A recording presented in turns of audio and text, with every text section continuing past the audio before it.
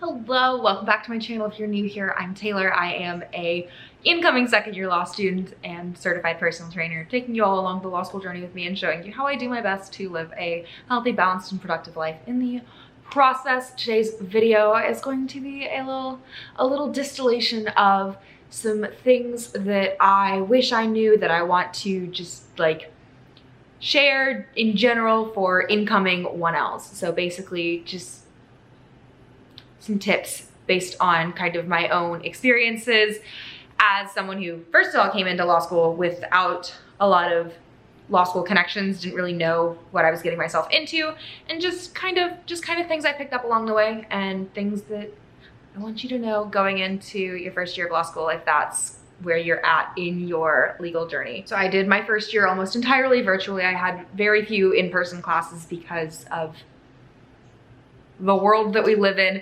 I do think a lot of this stuff kind of carries over regardless of whether you are in person or online though. So I don't think this is like dated advice, but this is just kind of a little wrap up of kind of the most important points. I think some of this stuff might be things that if you've watched vlogs, you might have been things that I've said along the way, but I kind of wanted a video where I really put it all together.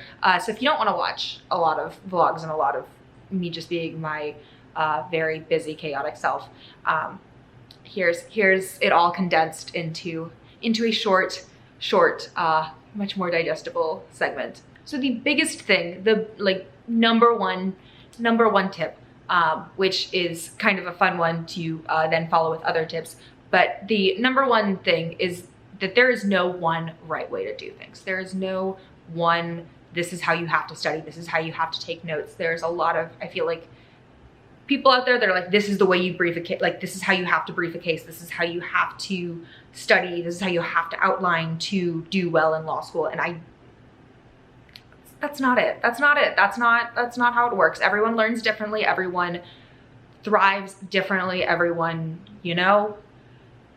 some people need to study a lot more than someone else to get the same grade. Like there's so much that is very much based on your learning style, how you work, how you do best, that one size fits all advice, it's not good for. So figure out your strengths, like know yourself, know what works for you, and use that. Pick and choose advice from people that you are running into, some people may brief a case a certain way and maybe that works for you and maybe it doesn't. Maybe you can't exclusively do your briefs by highlighting things in a textbook because you need to write them down because that's the only way that you really learn. Do that. Do what works for you. Don't do what you think you have to do it right. There is no right. Number two, don't make law school your entire life. Just don't. There's the first reason, which is the one of you will burn out. It's if you make it your entire life, it's going to impact you negatively as a student in law school. It will actually affect your performance in law school if you are, if it's the only thing that you're ever doing and it's just eating you up from the inside. If you make it your entire life, it's gonna come back to bite you. But also just, in the general sense of, have fun, don't make yourself miserable. That's another reason that, don't make law school your entire life. Find means of escape, find other things to do that aren't just law school all the time. So, socializing, obviously, socializing with your peers in law school, also socialize with people who are outside of law school. I love my law school friends, but almost every conversation with them turns into law stuff at some point. So have a group of friends that is not in law school and you can talk about things that aren't remotely legal with too. Have that group. It's important. And find your hobbies, your ways of kind of stepping back. So, I mean, for me, that was very much the gym. It's always been the gym. That's my like that's my time. Like regardless of how busy my schedule was, I always kind of made a block in my schedule that I went to the gym, and I don't think about law school. Like that is my time. And then, you know, making time for other interests outside of just reading cases all the time. Find ways to make that happen for you. It will make your experience so much better. It will make your actual law school work much more effective because you won't be burned out and sad, and will just enhance your life in general. Number 3, this is something that I very much kind of picked up on my second semester, which is cold calls. They may be terrifying. They literally don't matter. There is a tendency to just really get in your head about them, and I'm guilty of this all the time. They don't matter. They really don't. Like, they don't go into your final grade at all. And also, I feel like there's oh no, I'm scared I'm going to make a fool of myself in them. And the reality is that no one's going to remember. Like, unless you are like blatantly unprepared for class and you say something just blatantly, you know, off the walls, no one knows what's going on. You don't know what's going on very clearly. No one's going to remember your cold call. Like, if you fudge an answer along the way and you have a professor that just goes, no, that's wrong, the professor's probably not going to remember it. The rest of your classmates are probably not going to remember it. The only one who is going to dwell on that for hours is you. So try not to. Just, it's very easy to, but just that perspective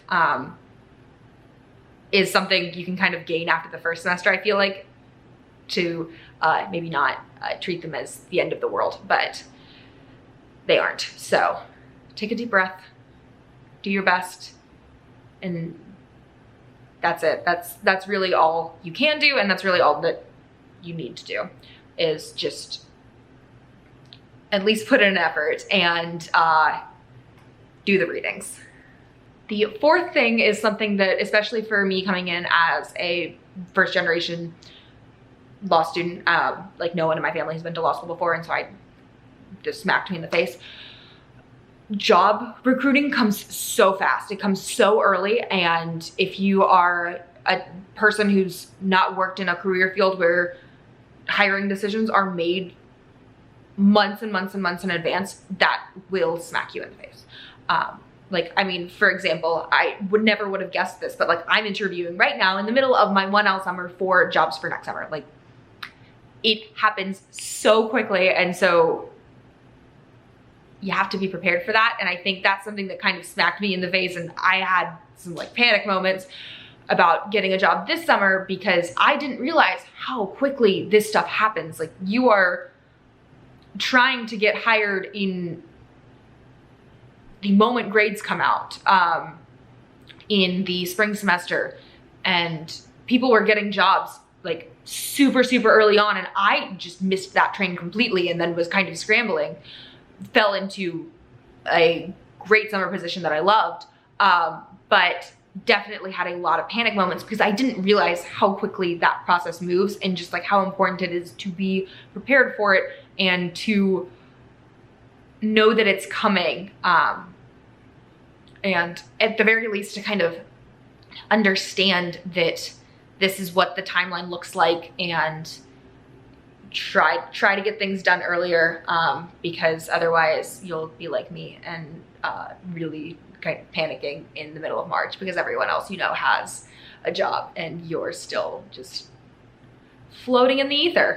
And the 5th thing is to really just use the resources that the school provides you. They're there for a reason. This is a very self-interested tip because now as a 2L, I am a resource being provided by my school. I'm a TA in the first year legal writing class, and I'm also a peer academic advisor. So I'm, you know, doing some of these things, but also even now I'm still constantly using. There are so many different resources. There's so much programming that schools put on as far as giving academic advice, providing you with your career center giving feedback on all of your materials, and just honestly just like checking in with them all the time. Like I just set up meetings with them all the time just to run through random things that come up and I just want to have handled. But all these different programs exist that are like very much like setting yourself up for success, like tips, meeting with TAs to get their advice, get their feedback, meeting with professors to get their advice, get their feedback. All of these things, just use them. You are not the first person to go through law school. And so a lot of people have really, really, really great, useful advice, and it's just waiting for you if you just take it. And honestly, I think there's a value to getting your advice from people who are at your school and who have been through the exact same thing as you. So there's a difference between like, I've watched my fair share of like YouTube videos of like people in law school, but there is something to be said specifically for using the resources at your school and that are based on the professors there and are based on the experience there, because the experience that I have at my law school may be very different from the experience that someone else has at a different school. And so there's only so far that my, this is the best way to do things, which I just said you shouldn't listen to, but there's only so far that my, this is how you should think about this. Like this is like the strategy that I use that worked for me.